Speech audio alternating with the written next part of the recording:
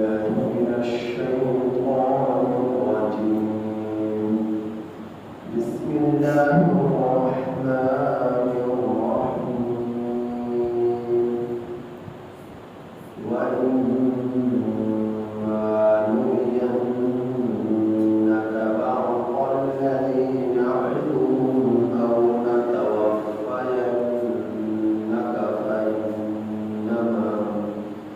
فإنما عليك البلاغ وعلينا الحساب.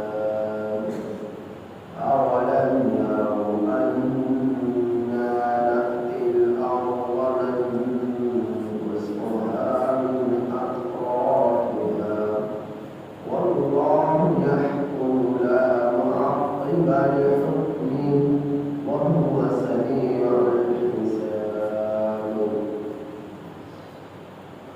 یہ سورۃ الرعد آیت نمبر 40 تا 41 آپ حضرات کے سامنے تلاوت ہے۔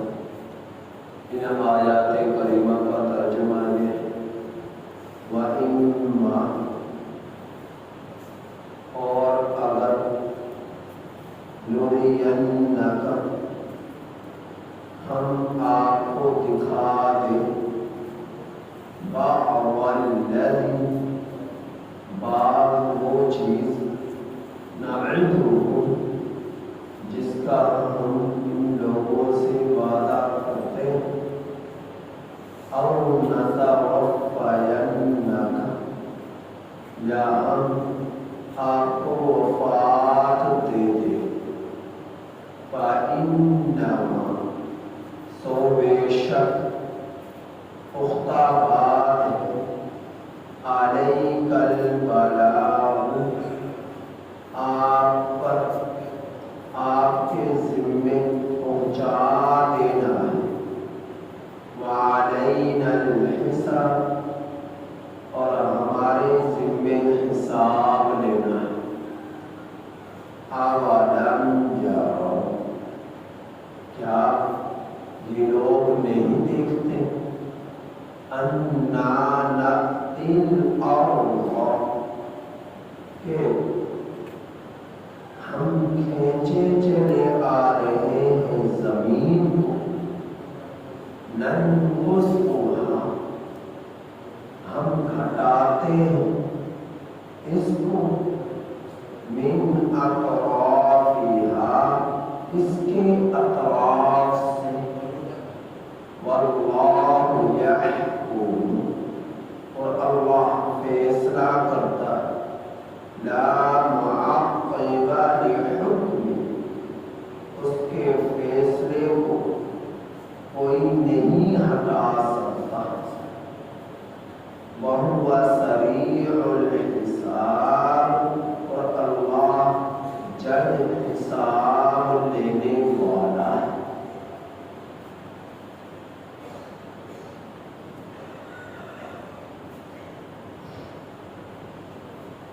کافر لوگ نبی کریم صلی اللہ علیہ وسلم کا مذاق اڑایا کرتے ہیں، آپ صلی اللہ علیہ وسلم کی رسالت کا انکار کرتے ہیں، ختم نبوت کا انکار کرتے ہیں۔ نبی کریم صلی اللہ علیہ وسلم انہیں عذاب سے ڈراتے ہیں، آخرت سے ڈراتے ہیں، جہنم سے ڈراتے ہیں، موت کے بعد ہولناک قسم کے پیش آنے والے حالات سے ڈراتے ہیں، لیکن وہ لوگ انکار پر انکار کرتے چلے آ رہے، تو اللہ نے انہیں عذاب کی تنبیہ دی، یا تو سمجھ جاؤ ورنہ عذاب آ جائے۔ آپ صلی اللہ علیہ وسلم کو تسلی دیتے ہوئے اللہ جل جلالہ ارشاد فرما رہے ہیں کہ آپ کے ذمے ہے اللہ کا پیغام ان تک پہنچا دینا، اور ہمارے ذمے ہے ان لوگوں کا حساب لینا۔ باقی رہی بات عذاب کی، جس کے بارے میں یہ لوگ کہتے ہیں کہ اگر آپ سچے ہو تو لے کر آؤ عذاب، تو وہ تو ان پر ضرور آئے گا، یا تو آپ کی زندگی میں آ جائے یا پھر آخرت میں ہوگا۔ عذاب نافرمانوں بدبختوں کو ضرور ہو، یہ اللہ کی طرف سے واضح ان بدبختوں مشرکوں کافروں کے لیے پیغام ہے۔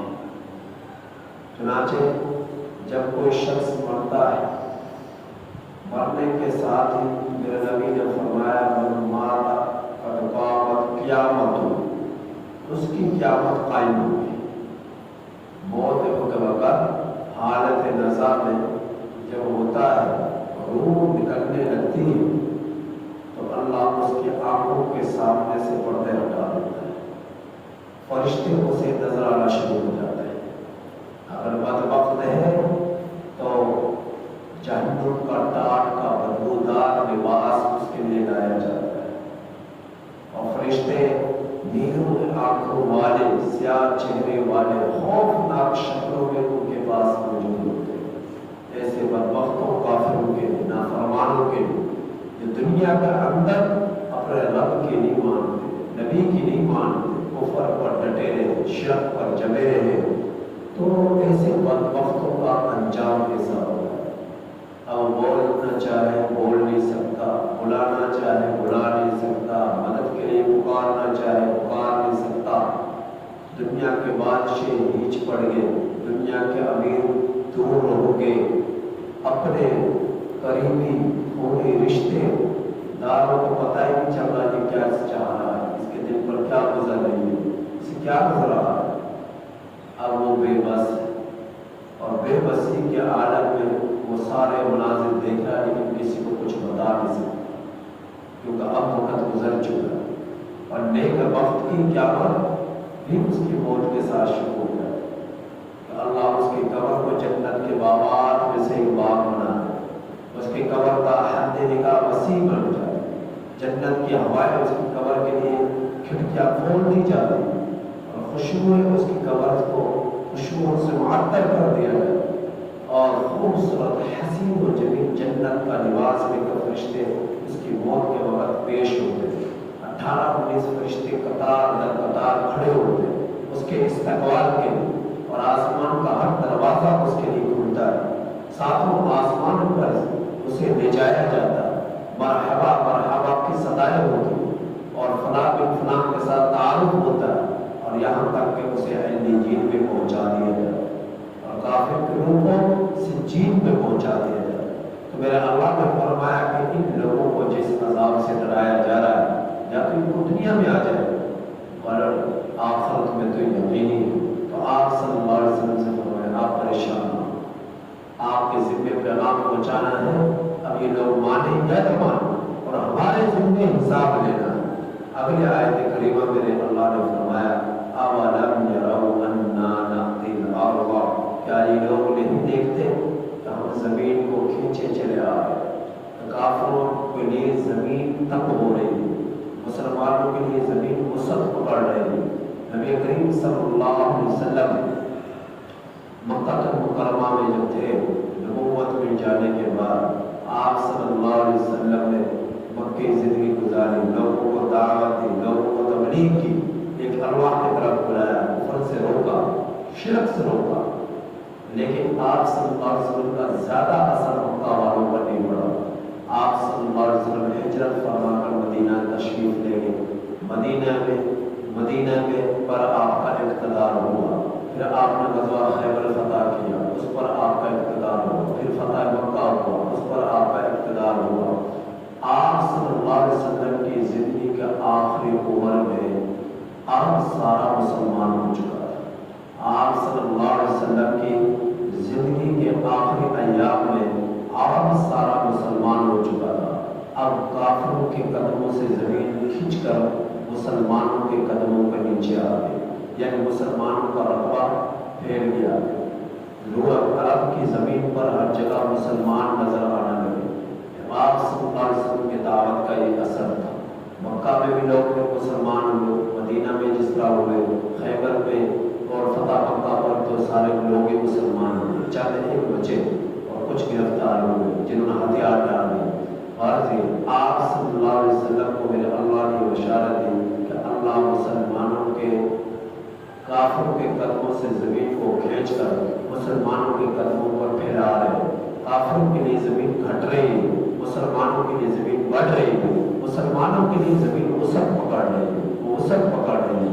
چنانچہ دیکھا حضرت عمر بن خطاب رضی اللہ تعالیٰ عنہ کے زمانے میں جو آپ صلی اللہ علیہ وسلم جو ہے ایک مرتبہ تشریف لائے غزوہ بدر سے فتح پا کر، تو مدینہ المنورہ میں بازار لگتا تھا، بازار لگتا تھا۔ مدینہ کے اندر ایک بازار تھا جس کو سوق التمر کہا جاتا ہے، کھجوروں کا باغ، کھجوروں کا باغ، سوق التمر، سوق بازار کو کہتے ہیں، تمر کھجور کو کہتے ہیں، تو سوق التمر کھجور کا باغ۔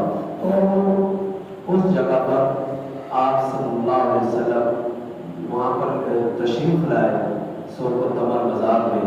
وہاں پر بنو قینقاع جو یہودیوں کا قبیلہ ہے، ان لوگوں کی بڑی بڑی دکانیں تھیں، بہت زیادہ دکانیں تھیں۔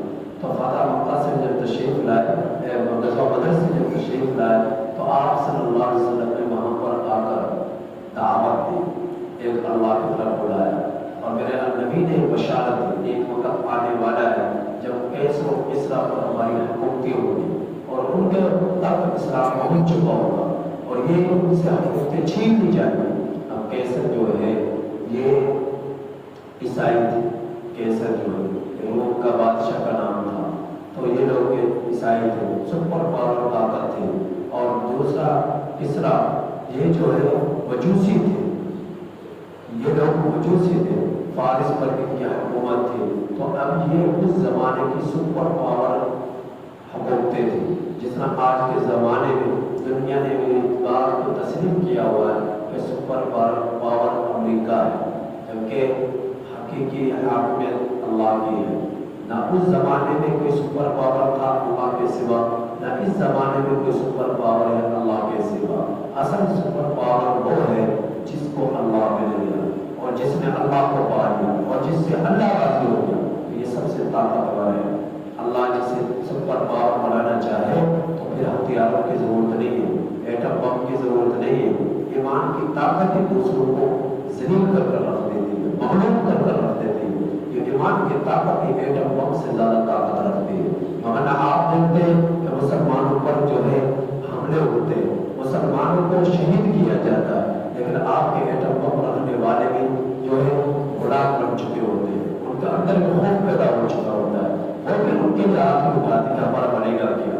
اصل طاقت جو ہے ایٹم بم کی وہ ایمان کی طاقت ہے، جس کا ایمان مضبوط ہے تو پھر آپ دیکھیے غزوہ یرموک کے موقع پر صرف 45,000 مسلمان، 45,000، اور کافروں کی تعداد کتنی تھی معلوم؟ 7 لاکھ۔ کافروں کی تعداد 7 لاکھ تھی، مسلمانوں کی تعداد صرف 45,000 تھی۔ اب 45,000 7 لاکھ کافروں کا مقابلہ کرنے جا رہے ہیں۔ اب وہ کیا تمہیں لگتا ہے 45,000 کے پاس ایٹم بم تھا؟ ایمان کا ایٹم بم تھا ان لوگوں کے پاس۔ اب انہوں نے جب مقابلہ کیا 103 کافر مارے گئے اور مسلمان کتنے مرے؟ شہید ہوئے؟ مسلمانوں کی تعداد صرف 3,000 تھی۔ مسلمان شہید ہونے والے 45,000 میں سے صرف 3,000 تھے، اور کافر 1,03,000 کافر مارے گئے، 1,03,000 کافر مارے گئے، اور مسلمان 3,000 صرف شہید ہوئے، اور فتح پا کر واپس لوٹے، فتح پا کر کافروں سے واپس لوٹے۔ تو ایمان کی طاقت یہ ہے مثلا ایٹم بم۔ ایمان کسی کا کمزور ہے تو وہ کچھ نہیں کر سکتا، ایمان اگر کمزور ہے تو وہ کچھ نہیں کر سکتا۔ اصل ایٹم بم ہے ایمان۔ اب اللہ جس کے ساتھ ہو جائے، ایمان جس کا مضبوط ہو جائے، اب بتاؤ دنیا کے ایٹم بم رکھنے والے اس کا مقابلہ کر سکتے ہیں؟ نہیں کر سکتے۔ ہاں، اسباب کے درجے میں ان چیزوں کی تیاری ہونا ضروری ہے، ہتھیار کی، اسلحہ کی۔ قرآن خود اس بات کا حکم دیا گیا ہے کہ تم گھوڑوں کے اللہ نے قسمیں کھائی، گھوڑوں کے تاکہ اللہ نے